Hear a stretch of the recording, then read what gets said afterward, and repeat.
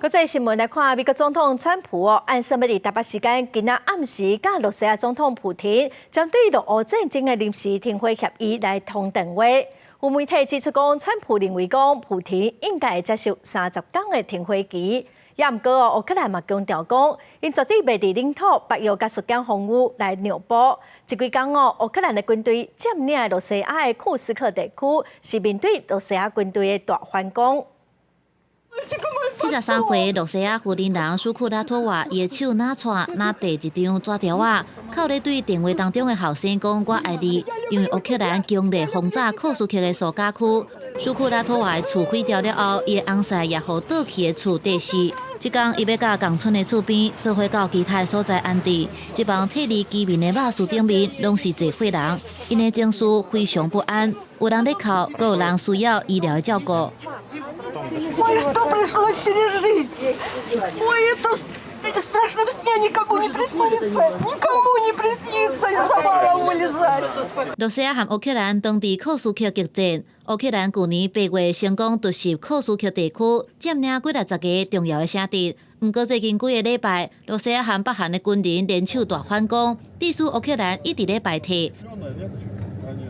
Все продолжается. В Курске заканчивается, выдавливают, да, там ребят давят сейчас уже Суджи. Но Суджи сейчас достается, потому что там их выкинули, и они разносят город, бомбят.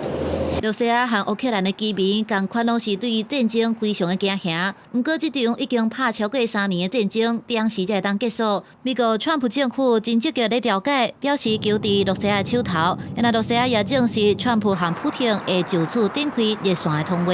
Да, это действительно так. Во вторник готовится такой разговор. 佩斯科夫唔愿讲任何关系到这场美国和罗西亚高层通话的内容。不过，根据路透社等媒体，川普政府认为普廷应该被拒绝停战30天的建议，只是伫美方官员一直强烈暗示乌克兰应该伫领土的问题顶面做出重大让步之下，乌克兰方面对这场美国和罗西亚的通话并无相关的期待。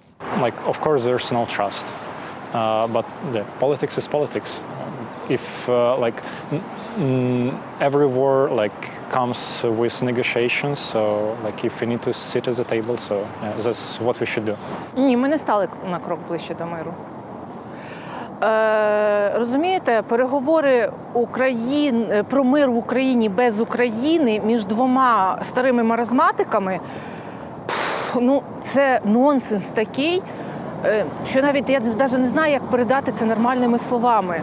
针对这场由川普主导的和平谈判，乌克兰也画出3条红线，包含领土的主权、加入北约和缩减防御。不过，分割领土和乌克兰加入北约这2项重点，恐惊也是这场谈判当中，罗西亚总统普廷敢要接受川普停火提议的核心重点。公司新闻红如梅朋友。